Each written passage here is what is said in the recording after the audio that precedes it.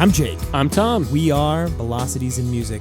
On this podcast, Tom and I discuss a list of topics pertaining to modern music, including artist deep dives and monthly new music wrap-ups, which is why we're here today. Yeah. But before we get started, Tom, Yes? you, all of you, can help support Velocities in Music. Subscribe to Velocities in Music on your favorite podcasting device to automatically get our latest podcast episode sent to your device each week. Also, we do not want your money. We don't want to introduce ads to the podcast yet either. Right now, all we want from you is your help to support Velocities in Music by sharing VIM with family or friends whom you think would benefit from joining in on the music discussion Tom and I try to create in every podcast episode. So, we're a little delinquent, Tom. Yeah? We're like over a week in October.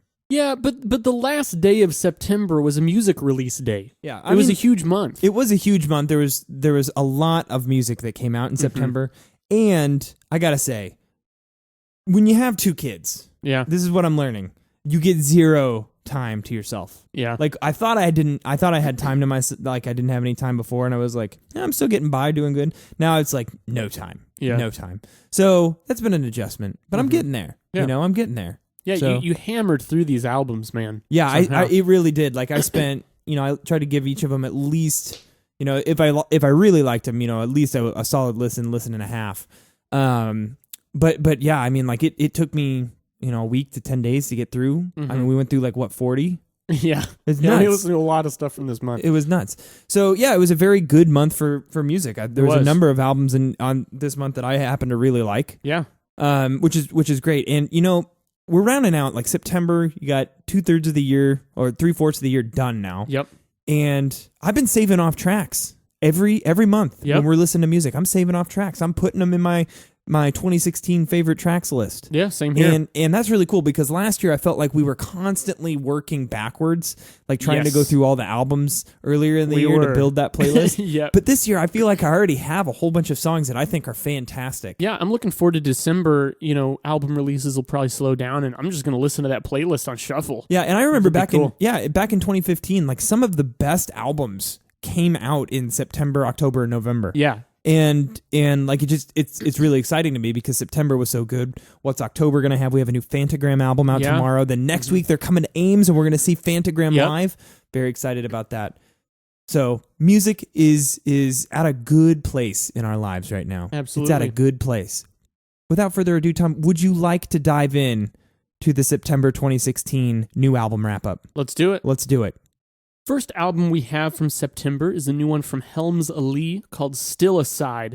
This is a metal trio, kind of on the sludgier metal side. I actually had never heard of this band until back in August. I saw them open for Melvins, and they were incredible live. They just had a lot of energy. They performed really well. All three of them sang. It was a great sound, really great performance. Listen to their new album. I think it's very good. It's great sludge metal, a little bit progressive. I will say I don't think I was impressed with their recording side as I was with their live performance. But if you're into that kind of sound, I definitely recommend checking this out.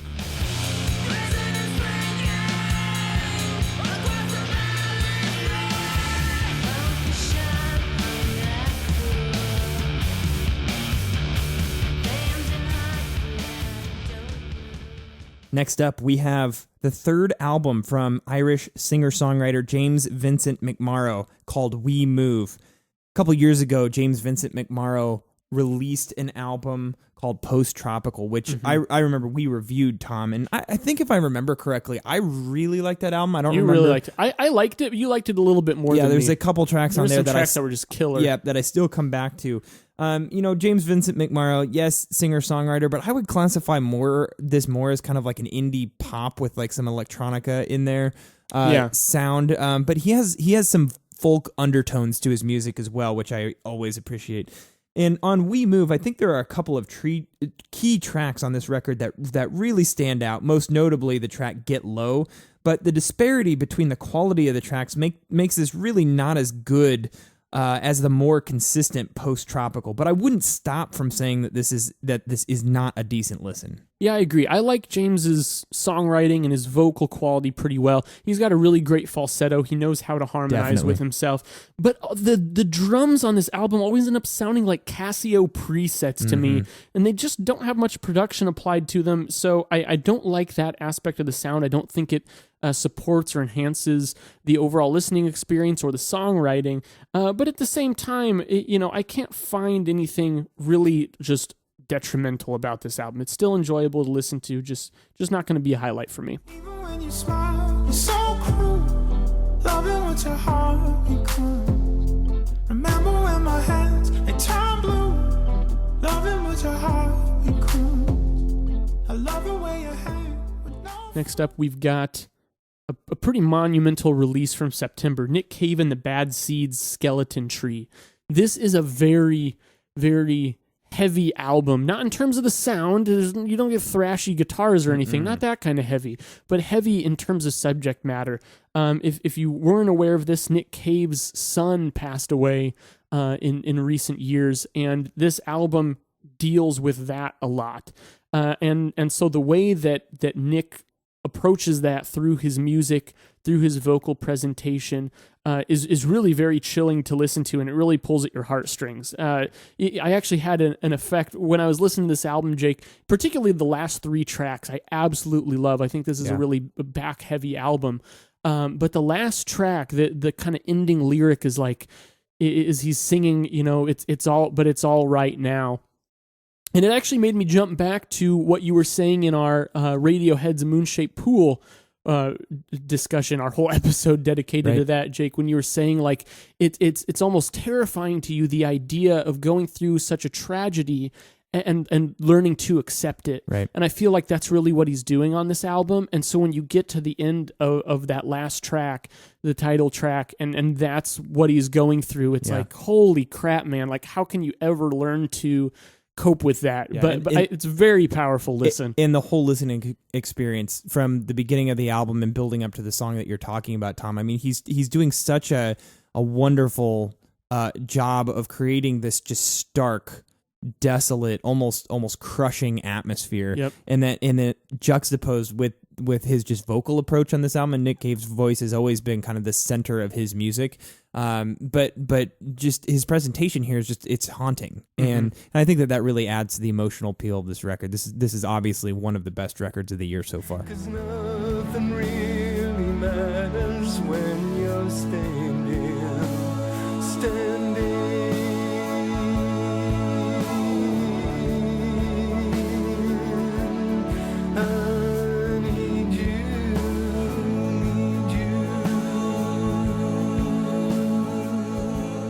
Next up, we have the album My Woman from Angel Olsen, who is an American-based singer-songwriter, indie rock artist with some folk background.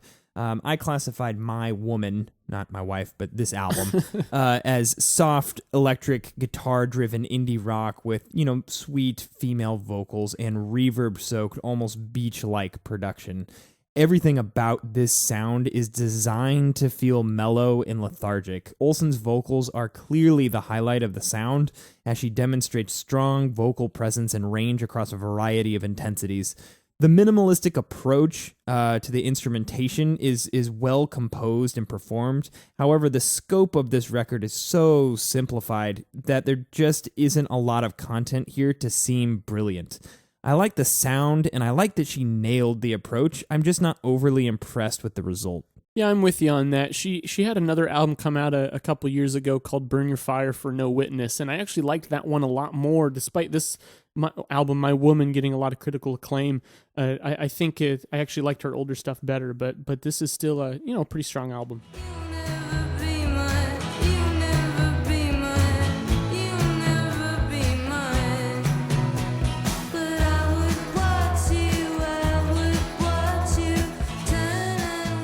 Next up, we've got an ambient album from Eluvium, which is the artist moniker of Matthew Cooper. And this album is called False Readings On. I found this to be extremely beautiful and moving ambient music.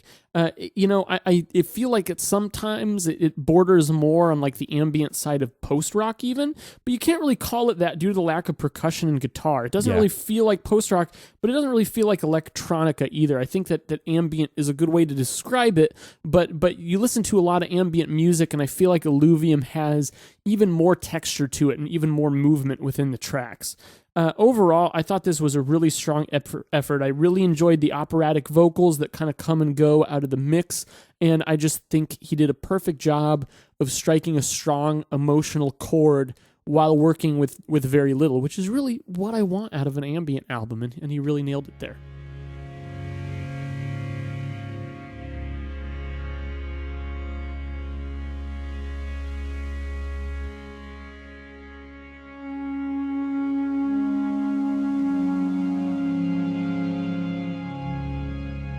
Following Eluvium, we have the third record from LA-based indie rock band Local Natives called Sunlit Youth. Back in 2013, Local Natives came out with their album Hummingbird, and Tom and I reviewed that in 2013 and loved that record. Yeah. I thought I think viewed it very favorably. One of not like our favorite of the year, but I think it was on our favorite strong, albums yeah. list. Mm-hmm. Couple tracks from there, I still come back to this day. These guys kind of have that really clean sounding modern indie rock feel. You got the shimmering electric guitars that aren't scared to be a little bit intense at times, and then just beautiful high pitched male vocals that it just makes a very austere listening experience. Kind of a lot of self reflection, or at least that's the way it was on Hummingbird. Sunlit Youth is a big shift in sound, and I think they're going for a much more electronic based sound. And I gotta say, I wasn't the biggest fan of the shift. Yeah, I didn't really like it all that much either. It didn't really have the lush instrumentation that I'm used to hearing from them. It all feels like synthetic beats and twinkles. It is fairly poppy, and I just didn't get a lot of soul out of it. I didn't get a lot of heart out of it, which is something I'm used to hearing from them. So, in like in their previous records, that soul was what made them so endearing. Here, it just feels sterile, like you're in some sort of like super... clean alien laboratory, and it just doesn't feel right. There's just something about this that doesn't feel right. Probably that it's not Ween.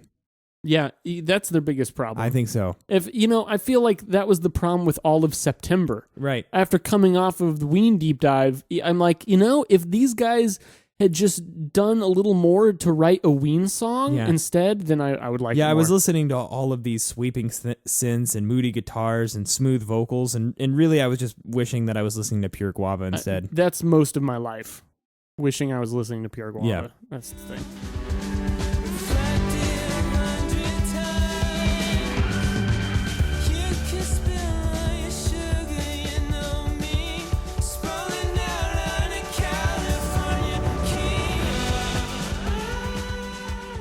In September, Jack White also released an album, a double disc of acoustic recordings dating from 1998 to 2016. Now, it's almost cheating because nearly all of these songs are already somewhat well-known and highly acclaimed, but it's really neat to hear a comprehensive snapshot of Jack's work in a context that makes it sound somewhat uniform, despite covering nearly 2 decades worth of recordings and songwriting styles and all the evolution that he's gone through as an artist. It's also, I believe, a testament to his songwriting talents that he can have a double disc of acoustic sessions and still have it be engaging. He's really known as an electric guitar powerhouse, but he doesn't need that. He doesn't need electric guitar squeals to stand out from his contemporaries. He can do it with a more raw and heartfelt side as well. I think people have compared him a lot in the past to Jimmy Page of Led Zeppelin. Sure. And I think that works like this really prove that, because Jimmy Page was another guitarist who could rock the acoustic as well as the electric. Yeah, in some ways, the the acoustic presentation of Jack White's music almost highlights his better qualities more so than the fuller sound of the electric guitar with drum accompaniment. Right. So, this one's a little different because it's more of a compilation, of course. But I thought it was a strong compilation and definitely worth checking out. Nobody ever told you that it was the wrong way to trick a woman, make her feel she did it her way. Following Jack White's acoustic recordings, we have an album from an artist called Drugdealer, The End of Comedy. This album is pretty hard to describe despite it feeling very familiar. It's got this tripped out, chill 70s rock vibe, like a bit folksy, more psychedelic Fleetwood Mac or Cat Stevens mixed with some Syd Barrett. I actually like this sound pretty well. They hop around a lot of these different styles that were common in the late 60s and 70s and really nail that authentic retro sound that I just described. I have to give them credit from both a songwriting and production standpoint. This sounds like it came directly out of that era. You get a nice mix of your standard rock instruments, some string backings, piano keys, etc. Anyone who likes of Montreal or the Beatles should definitely give this a listen. I took a trip inside a book that's written on the tip of your mind and what's living. And now we've got the new album from Teenage Fanclub called Here. Teenage Fanclub's a band that's been around for a long time. Yes. Their second album, Bandwagon S, came out in 1991, and that was kind of a staple of early 90s rock, in kind of the indie rock realm, that is. This album kind of carries that, but of course it's more modernized. And these guys have been putting out albums since then. In fact, this last gap in album releases from 2010 to 2016 is actually the longest gap they've had without releasing an album. But this is kind of light, fuzzy, guitar-based indie rock. The instrumentation has some acoustic guitar paired with a more strummed electric guitar. Kind of your typical bass and drums, some string backings, harmonized male vocals. It's kind of twee, it's kind of fun, it's upbeat, but it has that classic pop rock feel to it. I think the execution here is really good, but they're not really bringing much new to the table. It's just a well-balanced album, between that twee, innocent feeling, yet also containing some maturity and depth. Worth listening to, but probably nothing to write home about. Completely agree, Tom.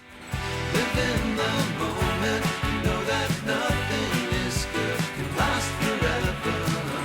Embrace the here and now, for now we're here and now. Next up, we're going to talk about the 8th studio record from the American rock band Okkervil River called Away. Okkervil River, we actually reviewed a couple of their albums, Tom. I Am Very Far, which I think came out in 2011. The Silver Gymnasium, their most recent record before Away, was 2013. Yeah, and I think that they've always kind of rubbed us not the greatest way. We like them all right, but we're always just kind of like, I don't know. They have such a kind of unique approach to, like, calling them a rock band is really, I think, kind of cheating. They're to me, they're kind of a mixture of indie folk, but they use a lot of, electric guitars, so that's why I think it gets the rock moniker. But overall, I mean, this album was kind of a little bit harder to get into. Yeah. First of all, I think that you have to take in mind that the band is trying to do something a little bit bigger here. They were dealing with some loss and kind of like some themes of kind of rebirth and death throughout this record.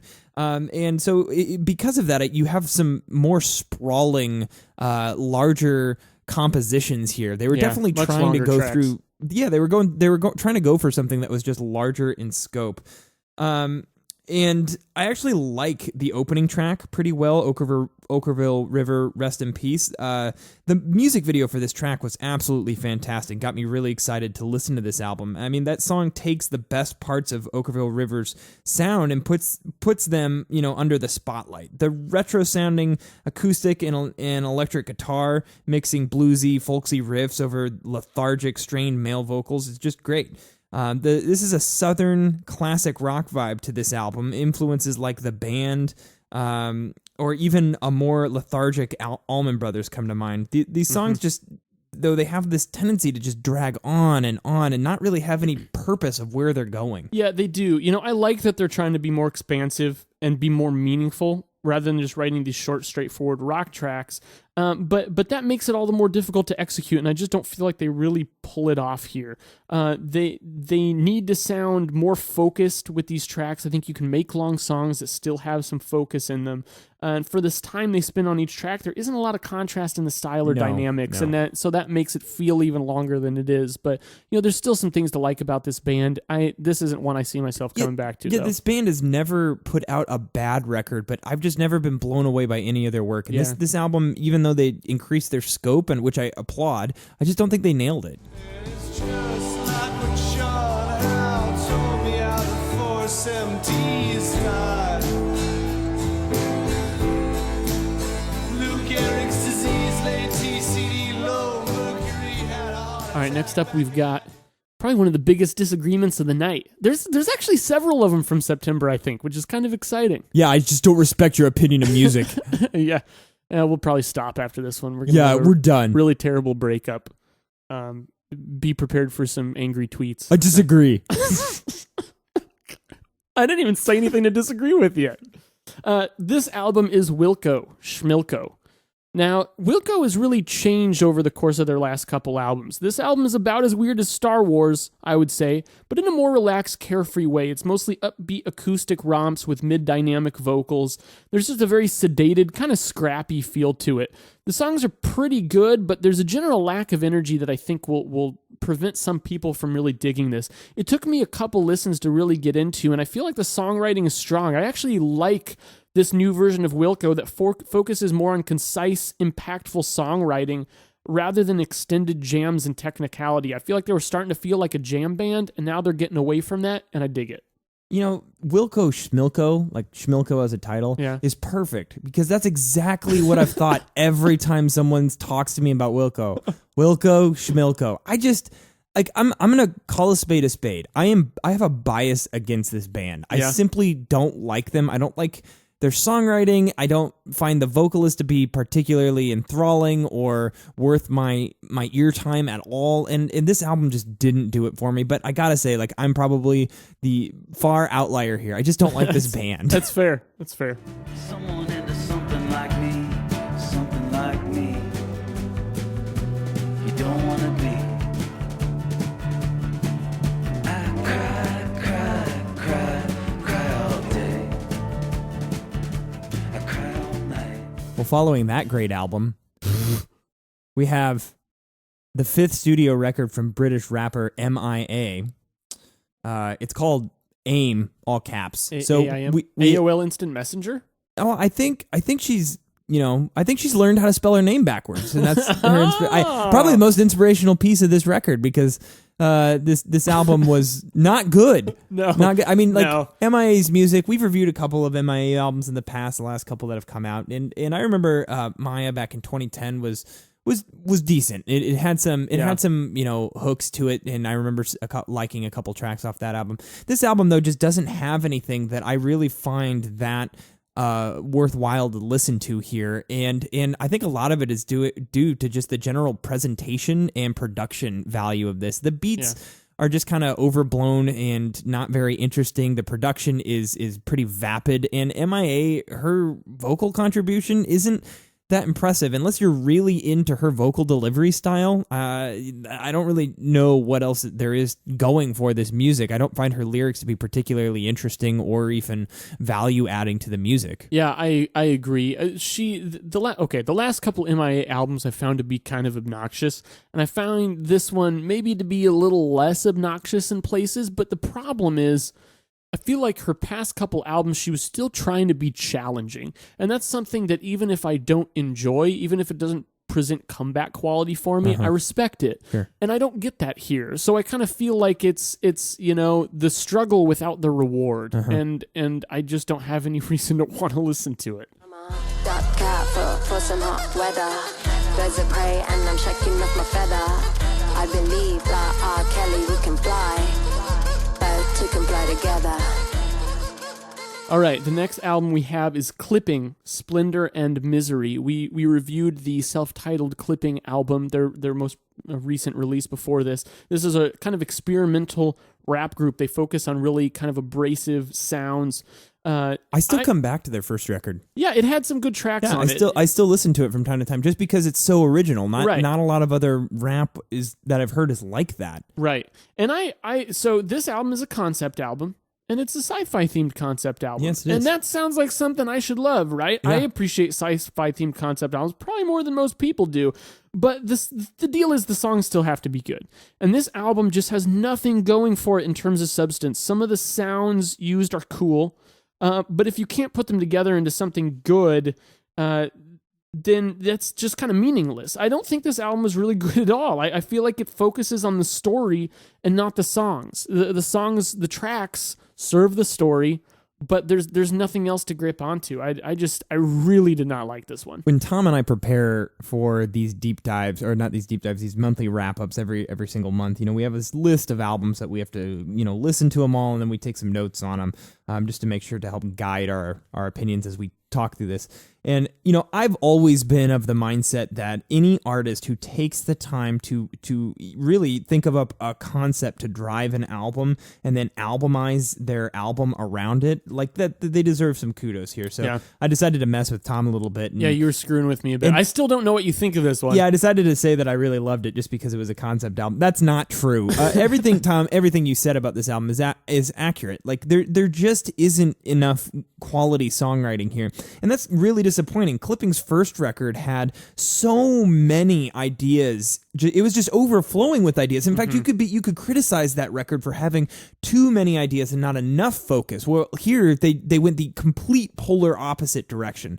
They really tried to focus the sound. They used the concept and the sci-fi theming as this device that just tried to focus everything about the sound, but therefore they stripped all the really creative ideas out of it, and it kind of exposed a weakness that I didn't think Clipping had in their first record, which is that the vocalist, his delivery, while it's aggressive and kind of unique, it's pretty one-dimensional. He doesn't do a lot with his vocals, and his lyrics really aren't that particularly interesting. So I didn't really find that this had that comeback quality to it. I'm not saying that this is a terrible record. I don't think I hated it as nearly as much as you did, Tom. That's fair. But I thought it was very, very average. Some women sleep is a brainstorm, and the EKG spikes and the nerves fire like flies lightly, then die slightly each night. All right. It's an artifact apparently similar to a muscle memory, and he grabs her ropes and chokes back songs like tears. Hey, like Tom. stars, like years. Yeah. Remember that band Viet Cong? I do. Yeah, they changed their name. Apparently that was offensive. Yep. Yeah, you can't have that name. Yeah. Nope, Apparently, dead Kennedys never got the memo. Yeah, obviously. Somebody should call them. Now their name is Preoccupations. They have a new album out. It's called Preoccupations. Pretty good. So yeah. I actually like self-titled records. I think, but like a self-titled record, you really need to make a statement about your sound. Like that's your home sound. That's like that's your base, Yep. And really, they kind of do that here. This is great post-punk that manages to be as melodic as it is apocalyptic, which I think post-punk just kind of needs that vibe. Yeah, it does. The aesthetic isn't as brooding as it was before, but I think that they've managed to make the songwriting match that. Overall, I think I liked their previous Viet Cong release better. It was more engaging and intriguing as an album, but this one is still very good. Subdued ideas split into so solemn and melancholy. Another thing that you can do unwillingly for some. Now we have the new album from Touche Amor called Stage 4. This is more of the post-hardcore you would expect from these guys. Man, is it hard-hitting and is it good? I mean, these guys, they just don't do any wrong. Nope. And this album, one thing you have to understand about it is it tells this, well, it doesn't really tell the story, but it deals with the vocalist and the fact that he lost his mother to cancer. That's what the name of the album is a reference to, what many of the lyrics are about.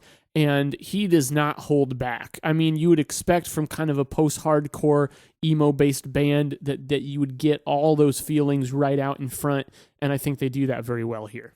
Yeah, this is just a very impressive album. I really, really enjoyed this one and plan to come back to it. The instrumentation throughout this record is fantastic. I especially like the bombastic drums and the crazy guitars that are just working throughout this record.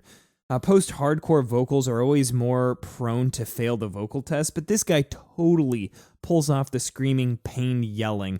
The lyrics really added another dimension to this listen, and I think that's key for any solid post-hardcore album, is that the lyrics need to be strong.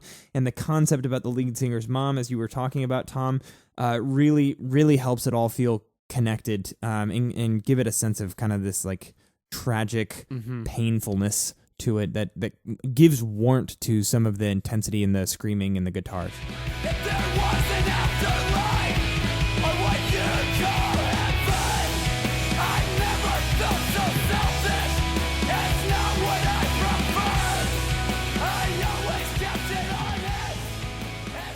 Next up, we have the latest release from a band from New York called Cymbals Eat Guitars. This is called Pretty Years. I consider this album refreshing, upbeat indie rock, blending elements of punk, emo, shoegaze, and even some 80s synth pop into this eclectic amalgamation that you just can't help but dance a little bit to. I like the songwriting quite a bit. These guys know how to let a song unfold, focusing on steady beats and highlighting an instrument here and there. The guitars are particularly strong, though tactfully placed in the mix. My biggest issue on this record is the vocals. I simply think that they could be stronger. The vocalist has a wimpy, wispy voice that is never near on key. He squelches. He doesn't convey enough emotion to be emo in his singing and his screams. Nor does he sing well enough to be a typical vocalist in this genre. So, still, I feel like this is a strong release that I'll definitely be coming back to. It just had a few problems with it that held it back from being fantastic. The vocalist didn't bother me nearly as much as it bothered you. I liked the array of styles that I heard here and the blend of kind of emo with maybe indie pop in a way that to me didn't really seem to bastardize either one. But I do see where you're coming from. I just feel like there's something that could be more polished about the performances here. Well, I disagree. Thanks for that.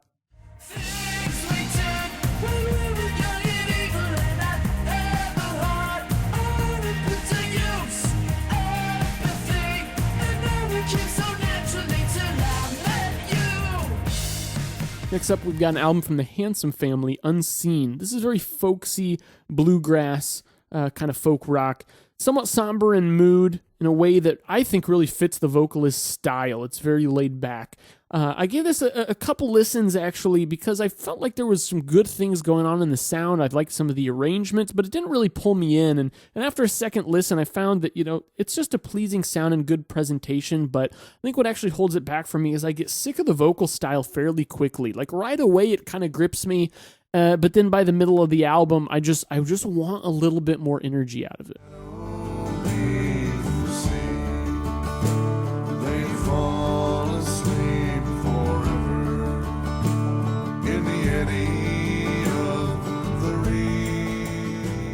Following the Handsome family, we have Against Me with their 7th studio album, Shape Shift With Me. Against Me, they're from Florida, they're a rock band. They're kind of classified as punk rock, but their music didn't, like this album doesn't sound like a punk rock album. Certainly has a lot of punk rock influence, but for sure, definitely was more of a modern, high-powered rock attack. You had tons of punk influence, like I said, driving, bombastic drums, huge, clingy electric guitars, throbbing bass. The lead vocalist adds a ton of intensity, and the harmonies and backing vocals really make it sound nice.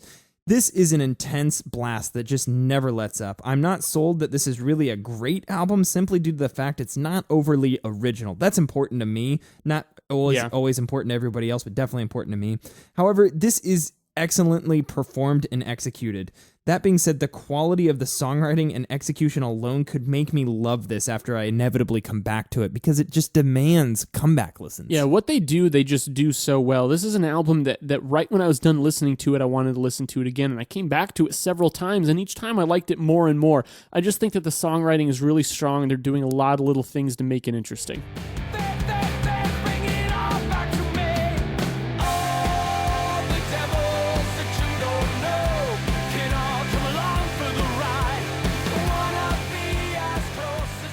Next up, we've got a new album from the classic rock, well, not classic rock band, but classic rock band, the Pixies, with Head Carrier. You don't like Pixies, do you, Tom? I love Pixies.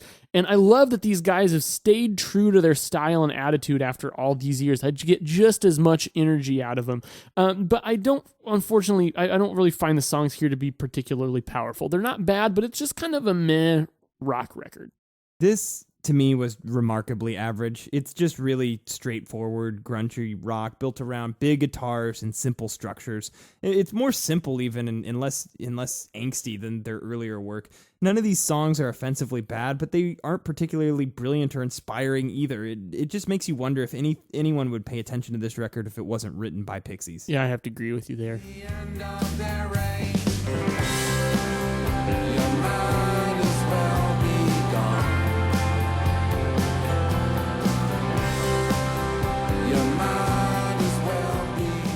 Following Head Carrier by Pixies, we have Blood Bitch by Jenny Hval. I think that's how you say it. Hval? Hval? That's fine. I don't know. Hval. I think you... Hval. Jenny Hval. You did it as well as I would have. Hval. That sounds terrible. Sounds like an Excel formula. That's probably why I like it. All right. This is very artsy electronic pop with a sinister edge, like Julia Holter or Holly Herndon, with more gothic. I find this album artistically intriguing, but not really enjoyable to listen to. It definitely achieves the aura it's going for, and the themes are unique, but I wouldn't come back to it.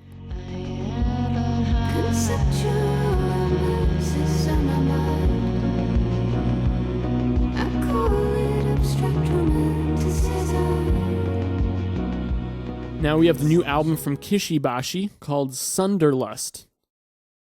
We reviewed his album. I'm just going to call it Light. It's got an extra G and H in it. Light.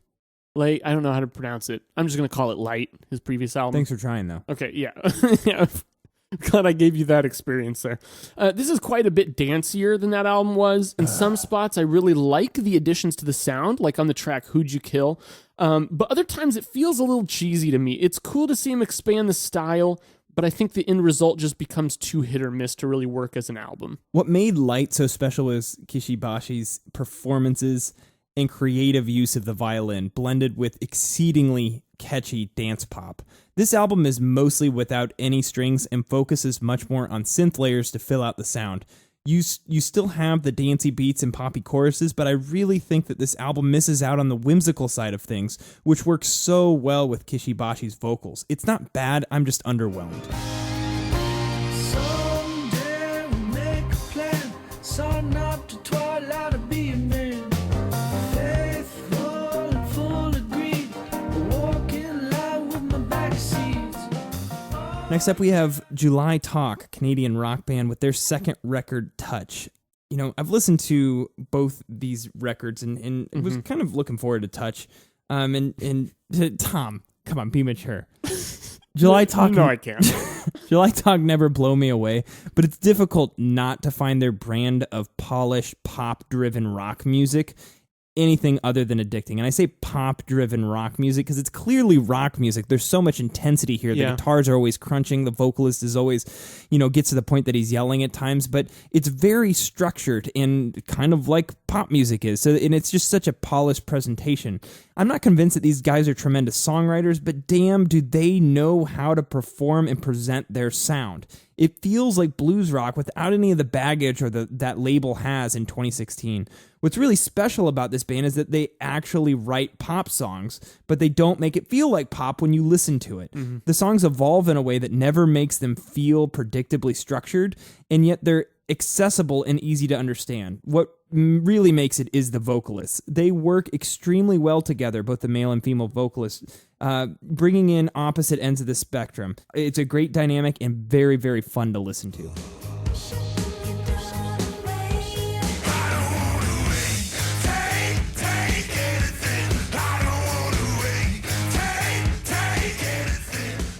Next, we have the new album from How to Dress Well, the moniker of Tom Krell, American R&B artist, indie R&B, PB R&B, sometimes called.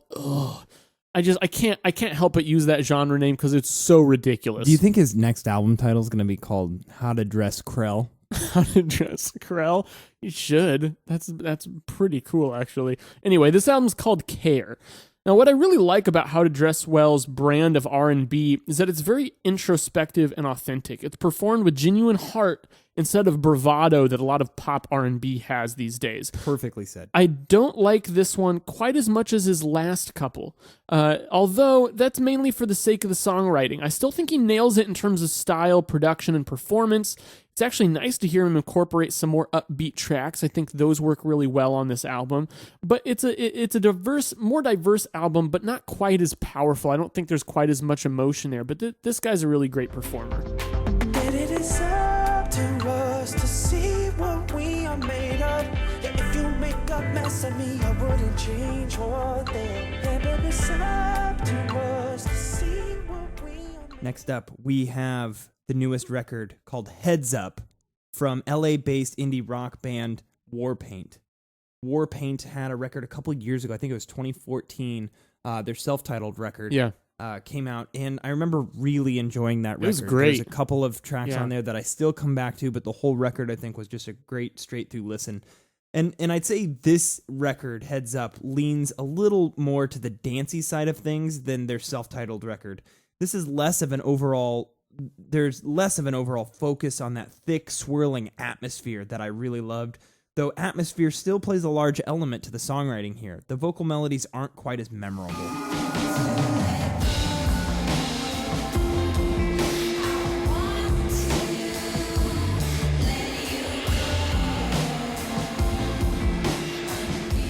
The next album we have is from Beach Slang. The album is called A Loud Bash of Teenage Feelings. If the album title itself doesn't tell you what genre this is, you're probably missing out, because this is pretty classic emo, I would say. Emo, rock, a little bit of punk influence.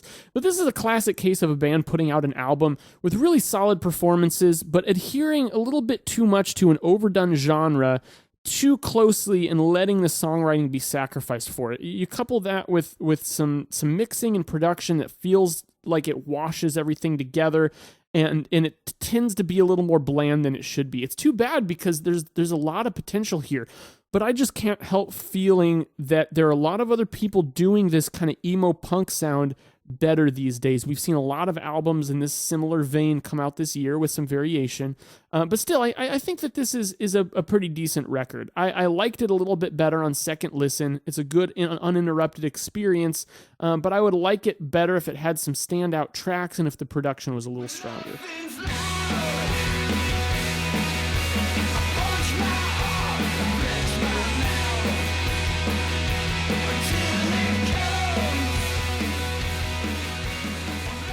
Next up, we have the 9th studio record, Tom. 9th, wow. From Devendra Banhart. It's called Ape in a Pink Marble. Devendra Banhart is a folk musician, and I'm actually fairly floored by the fact that I've never heard of Devendra Banhart before. I've heard of him, but he's a discography I haven't really dived into much. Yeah, I've heard tracks here and there. This is obviously my first exposure. Mm-hmm. And I got to say it was an interesting experience. Now, Tom, I notice in your notes here that you're saying that he kind of has this prophetic aura around him. Yeah. I feel like he creates a persona in his music like that he's got this kind of Pied Piper thing going on. I feel like he's up on a mountain, spouting his gospel or something. Like, I don't know. That's just the vibe I get from him. Like he's a Silicon Valley startup. I get what you're saying. No, I don't think it's a prophetic aura as much as it is mushrooms, but I see your point. Banhart is creating experimental pop music with a folk tinge that plays with different melodies, usually focusing on catchy hooks, electronic textures, and some light instrumentation. His airy voice and spacious backing atmospheres make this a bit of a spacey experience, but I'd still classify this as pop underneath. I don't find this to be a particularly brilliant album, but I appreciate what he's going for here. I've watched all the latest shows on Bing Bong. I rode a gift horse into town. Free subscriptions all around. You look like you could use a night in heaven. We're so in love. Next up, we've got Merchandise, A Corpse Wired for Sound. Interesting album title. This, to me, feels a bit like synth pop, but with more post-punk or goth presentation. Has kind of a New Order meets The Cure vibe in the instrumentation, but with kind of a David Bazan-style vocals. And I found myself liking this one quite a bit. After a couple listens, I found it to be a really strong record. Yeah, that's a really good description of the sound needs. And I think that this is a great example of how artists can operate in the synth pop genre and actually do something interesting and original with it. Merchandise focus on songwriting throughout this record. Each song here operates as a complex sonic vessel transporting the listener along. The whole experience feels like a ride through a digital alien universe. They know what sounds to put where and how to control dynamics in a way that makes everything sound enthralling. I'm sick of thinking about nightmares. Mysteries asleep. Septic visions of a bearded man with bleeding eyes. So we're going to follow that one up with Flock of Dimes. If You See Me, Say Yes. Flock of Dimes, Yes. Jen Wassner from Wyoke, one half of Wyoke, the female half of Wyoke and the vocalist of Wyoke. This is actually her second solo studio album as Flock of Dimes. And man, this woman knows how to write an enthralling sound. And Tom and I were just talking about how we kind of have like an indie rock crush on this lady. She's great. Because she's just so darn good. I was really kind of floored by the track Birthplace. Just want to call that out. This is much more hit or miss in quality than any Wyoke record, probably because Wassner has to rely so much more on electronic melodies and production to provide intensity and a transitional device. Sometimes it just doesn't feel as natural. Wassner's vocals are just as evocative as ever, yet her presence is quieter in this format, again pulling back on the full-on dynamic blast that we are accustomed to in Wyoke. I'm not saying I want another Wyoke album. I do. Let me be clear. Yeah, I want another. I know you do. I know. I mean, that's probably one of my favorite records that came out this year. However, this isn't different enough to not be compared to a Wyoke release. Like, she's not creating enough separation between what she's known for and then Flock of Dimes. And that's kind of losing. That's kind of a losing proposition when only half of the roster is participating.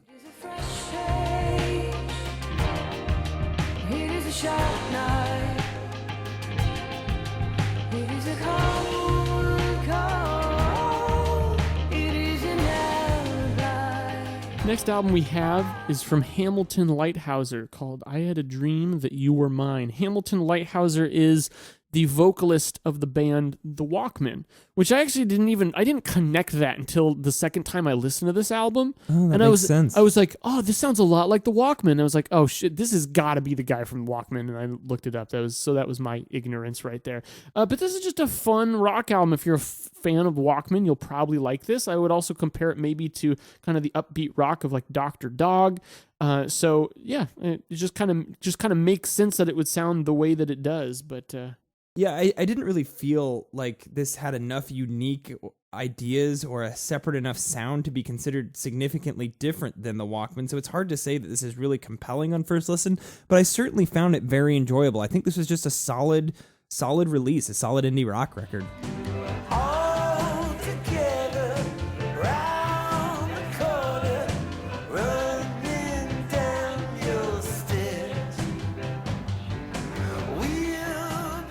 Following Hamilton, we have Group Love, their third record, Big Mess. Group Love is an indie rock band, but it doesn't sound very rocky to me. This doesn't sound very indie either. Yeah, this is much more just like mainstream pop. Yeah, this is definitely some of the better mainstream pop that I've heard. I'll give you that. The performances have conviction, and the melodies are incredibly catchy. But I don't think this is the best music coming out right now. Yeah, I found myself liking this one a lot, though. I came back to it several times, mainly because they're just... I found none of the tracks to be bad, and there were several of them that really stuck with me. While I'm not usually a fan of this genre, and by all logical means I should hate this, I find myself really liking it for the same reason I like some of Matt and Kim's stuff. It's fun, memorable, and the pop factor to me doesn't really feel contrived. It actually works. Yeah, I think this is where we disagree a lot, because by all logical means I should hate this, and I absolutely do. Like, I just didn't... just didn't light it up. It just didn't do it. Sometimes you have those albums where it's just like they just don't give you that spark that other records do. And I just found this to be very boring and trite. So I never really got into it. So tell me, do you love someone? I lose it all the time. My head, I never had to know about it. Never know about the other side. Next, we're staying in the pop realm with the new Banks album, The Altar. This is a female pop artist, and I really like her style. It's kind of brooding, kind of dark. It almost has some trip hop influence to it, but it's still definitely pop. I enjoy how genuinely pissed off she seems in her music. It's very refreshing for pop music, and it's very authentic. But I don't feel like these songs are all that great. I think they're a bit more artistic than her last album at times, but they're also not as memorable and catchy. And really, like, isn't that kind of what pop music should be? Shouldn't it have some of that For me, it's a little bit too much mood and not enough melody, but I still think she has some cool things going on. See, I think I like this one a little bit more than you. I think modern pop music can transcend mediocrity if it pays attention to the details and offers something additional to the trope of the catchy bubblegum chorus. And there are two distinct sonic hemispheres on the altar. Banks' velvety alto croon and the fat, resonating electronic melodies providing the foundation. The beats and electronic melodies are all about the mood and atmosphere here. They never take over the song to add that pop flourish, and they are masterfully produced. The task is left to the many tracks of Banks' vocals to add the catchiness, which weave in and out of the verses and choruses with layers of backing track flourishes filling things out. This really isn't your typical pop or even electro pop album. I think it's striving to be something more emotional and moody.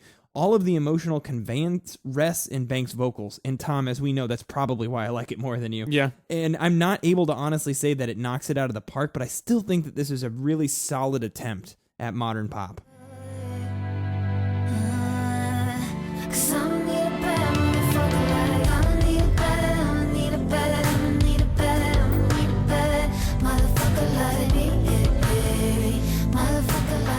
Following Banks, we have Sorceress from Opeth, who's a Swedish heavy metal band. Yeah. And from my understanding, I'm not the biggest Opeth fan. I'm gonna just come out and say it. Yeah. But there's no screaming on this record. Yeah, I was shocked by that. So I really like Opeth. Yeah. They're a band that I've been listening to for years, and even above a lot of metal acts, they're one I really bother to keep up with.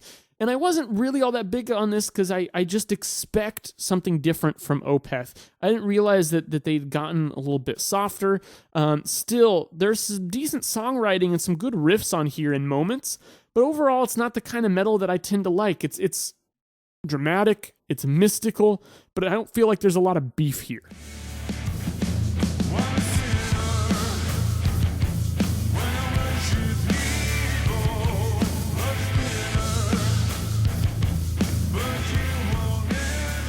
All right, next we've got a highly anticipated release from Bon Iver. This one is 22 a million. I disagree. You don't think it's 22 a million? You got nothing. Anyway, Bon Iver's previous album came out 5 years ago. His self-titled ×2 record, Bon Iver. I can't believe it's that been long. 5. I know, it's crazy. That's crazy. He's done some little things here and there in between, and there was Volcano Choir. Yep. Mm-hmm. So this album is very different, and it takes a lot to wrap your head around. I listened to this album far more than any album that we're discussing tonight. Yeah, I listened to it probably about 6 times. Yeah, I'm probably 5-ish. Which is easier to do because it's like a 34-minute record. It's something to note in this album. Right. Now, what you have on this album that is a trademark of Bon Iver since Forever Ago, which came out, 2008, I believe, is you have Justin Vernon's trademark falsetto singing. But what he's doing with it is wrapping it up in this production that's noisy, that's grating, that's very detailed and meticulous. For someone who started with this just kind of like very stripped down kind of folk backwoods sound, albeit more focus on the emotional side of things, you get him really, I don't want to say abandoning that, but transforming it into something really kind of monstrous and more electronically driven. We did see some of that on his self-titled album in 2011. He was starting to incorporate horns. He was doing some stuff with synths, and some of that is here, but I just feel like it's blown up. Yeah, that's totally accurate. Now, if you go back to Forever Ago, there was some like post-production put on that made it sound a little bit like he wanted to do some of the things that he's doing here. And then his self-titled record in 2011, he actually, did some of those things, and it felt a little bit too sterile. Didn't have quite of the heart of Forever Ago, but it still was a pretty strong record because, just let's face it, the songwriting was that good. Well, Tom, you said on first listen you feel like Justin Vernon spent 99% of his time tweaking the sound and 1% of his time actually crafting the melodies and song structures. Honestly, that's pretty accurate. I guess I just don't understand fully. I think that's a valid criticism, but I don't fully understand how that's a true knock against the album. It sounds like this record sounds wonderful. It does. It's polished in its presentation, lush in instrumentation, adorned with horns and saxophone and synths and big drums, and layered in Justin Vernon's heavily processed, gorgeous vocals. Now, I gotta just kick myself in the nuts here, because while I say that, the frickin' auto-tune is out of control. Like, he needed to tone it down. Yeah. He went a little overboard. Honestly, he was going for like an Imogen Heap hide and seek thing. That's what I thought too. And I like it at times. Sometimes it works, and sometimes I feel it doesn't. Anyways, now I gotta find my place. This is about as heavily processed as you can get. This is about as far as you can get, also from an organic sound like you had in Forever forever ago. Yet somehow I think this album is able to hit at human heartstrings still, which is why people love Bon Iver in the first place. I would consider the underlying songwriting to be somewhat simple, but if it were more complex, I don't think the exceptional detail in the production would have done anything but make the sound completely convoluted. This album has a unique sound, and it achieves that sound through exceptional detail and craft, creating a moody, austere listening experience that requires many listens to fully comprehend, why we both spent extra time on this record. Mm-hmm. And regardless of who wrote this album, I've heard very few records that rival 22 A Million in detailed presentation. Now, I say that, and the more that I listen to this record, the less I think it's really this genius masterpiece. Yeah. I really think that like, he sacrificed songwriting to achieve a sound here, and he crushed the sound, but it still is probably, like, after listening to it 5 times, I gotta say, like, it's my third favorite Bon Iver album. Oh, yeah. It's still good, don't get me wrong. It's just not brilliant. It's not not the best album out this year. I completely agree, and I think, Jake, you started higher on this one and came down a bit. I started pretty low on this one and came up a bit, and we kind of met in the middle. Yep. And I think a big part of that is you value originality even much more than I do. So much more. And this sound is very original. Yeah. And that's the first thing you get from it.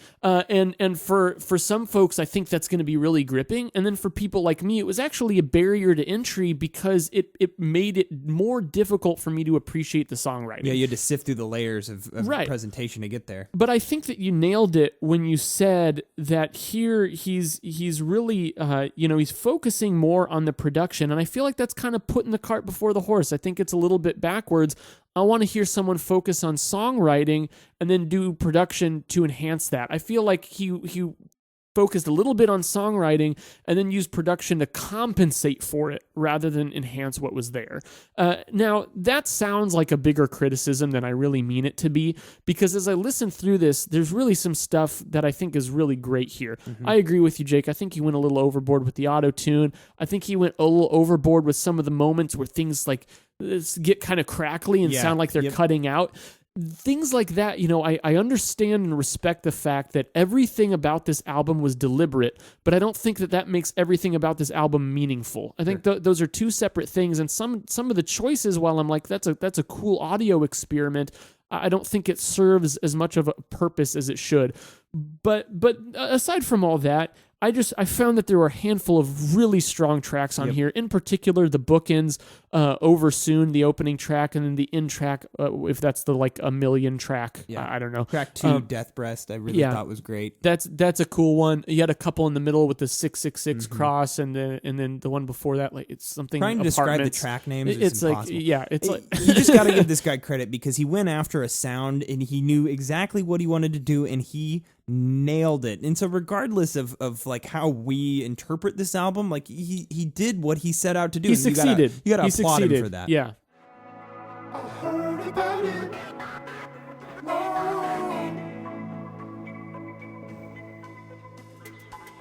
So it's not in your class.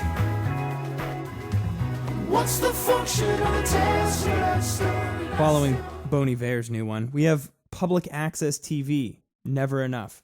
This is clangy, jangly New York rock and roll, and man, these guys just abuse the hell out of that throwback late 70s sound. It's well executed, but this music wasn't ever brilliant to begin with, so the value Never Enough provides is purely based on nostalgia to me. Altogether, I think that the songwriting's pretty straightforward and decent, but the tracks just kind of blend together and dilute each other by the end of it. It's alright. sudden emotion. I gotta keep it together now. When you're around, help me now. There's something to it I wish I All right, next we've got an album from Drive-By Truckers, American band. That's the most American sounding band and album name. Yeah, ever. they're voting for Donald Trump. That's for sure. I don't know. From there's that one track in here that makes some political points. Oh, that's kind of true. but anyway, I didn't mean that as No, like an I insult. know- I know. Like it's just I don't know. I don't know how to dig myself out of this hole. it's fine. We all know what you meant. And this is a very kind of roots Americana based rock band, and this album's getting a lot of hype, and I don't feel like it's quite justified. For me, there wasn't quite the energy here in the performances to back up the songwriting. To me, the vocalist was particularly guilty of that. It's just played way too safe and doesn't leave much of an impact. So I think this might appeal to very certain fan base and fans of a certain sound. That kind of southern rock, kind of country rock feeling. But for me, it didn't do a whole lot. Agreed. Tours, miracle cures, affirmation in the end times eminence. Low-hanging headline grabbing ringmasters with imagination. Next up, we have an album called RR7349 by the band S space U space R space V space I space V space E. Is that your email password? No.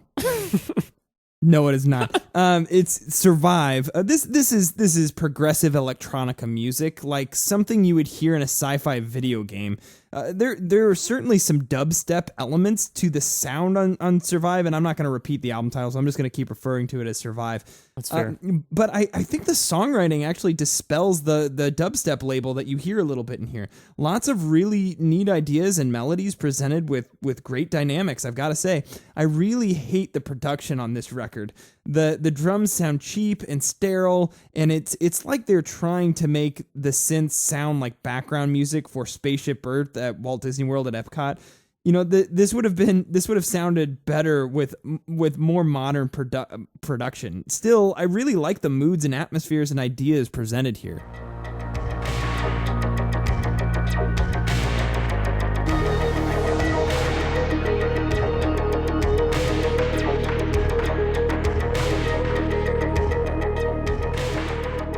Next up, we've got Danny Brown's new album, Atrocity Exhibition. No, this is not a Joy Division cover album, despite That's too bad. The album name. That would be interesting, Danny Brown doing a bunch of Joy Division covers. I'd listen to it. Yeah, well, yeah, for sure. Danny Brown is a very unique experimental hip-hop artist. He had an album called Old come out a while back that Jake and I were kind of mixed on. We That's weren't his that old big one. on it. You are literally correct. I like that this album, Atrocity Exhibition, is so much more experimental and grittier than Old.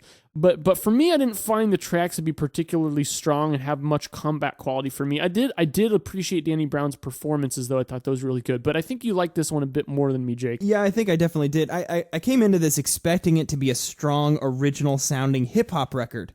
This is a strong, original-sounding hip-hop record. Danny Brown's unique, high-pitched, high-paced delivery adds intensity and color to the darkly opulent, gritty production that sounds like something out of an F. Scott Fitzgerald, would write up. The sound has a classic hip-hop vibe to it, reinforced with larger elements that add a starkness to the sound, such as guitar and horns or other electronic elements, all cranked up in the mix. The beats are just exceptional throughout this record and strongly contribute to the catchiness of each track. One negative aspect of this record is that the guest spots aren't on the same quality level as Brown's, even Kendrick Lamar. Brown's contributions are just so strong. I just think he nailed it. This record really came out of nowhere and surprised me. So I try to seize the moment. Funny how it happened. Whoever would imagine that joke's on you, but say no one laughing. Ain't it funny how it happens? Ain't it funny how it Wow, Tom, a ton of albums came out in September. Yes. I really feel, and I know that we missed some too. Like there were some that just weren't on Spotify that came out recently we didn't have the time to listen to. and some that we'll probably end up coming back to later in the year. Yep. Just because so much music is coming out right now, and just for purposes of time, obviously this is a longer podcast because so much content came out. We just can't review everything, and even though we try. Yep. Anyways, there was a lot of pretty high quality releases. Did you have 3 that you'd pick out as like were surprisingly your favorites? Yeah, I did. I'm gonna pick out Nick Cave. Really liked that one. Nick Cave and the Bad Seeds Skeleton Tree. I'm also going to go with Against Me, Shift With Me. Yeah, that was a just great a album. great, fun rock record. And also Wilco's new one, Schmilco. That one just, it has just charming quality to it that makes me want to come back. I dug it. Yep, we just finished up talking about Danny Brown's Atrocity exhibition. That was definitely one of my favorites this month. I got to say that merchandise album, A Corpse Wired for Sound, that was totally came out of nowhere. Loved that record. And then also Bon Iver's 22 A Million. I can't not say that I didn't enjoy listening to it. And it took me on a voyage that made me really wonder about like what makes an album great. And anytime an album takes me on that experience, I get pretty excited. That's a great point. While it's not his best, I still really liked it. So, did you have an album that you didn't like, Tom, that you would just recommend people stay away from? For me, it was definitely Clipping. I hated that. Yeah, I'm going to pick a controversial pick here. Head Carrier, Pixies. Yeah. I just didn't do it for me. No, like, it doesn't do much. I was excited when I saw they were releasing a new album. I wanted to really like it. It then just was super disappointed by how just straightforward and bland it was. They put out a new album, Indie Cindy, a few years back, and I didn't feel like this one was even as good as that one was. It's, I mean, they're never going to make Doolittle again, but come on. We can expect a little more. Right.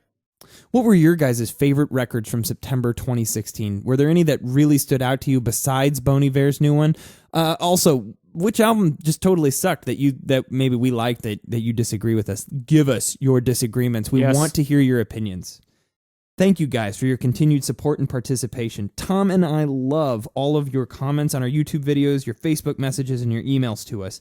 Your participation is what makes Velocities in Music possible, so as always, thank you for being awesome. I'm Jake. I'm Tom. We are Velocities in Music, moving music discussion forward.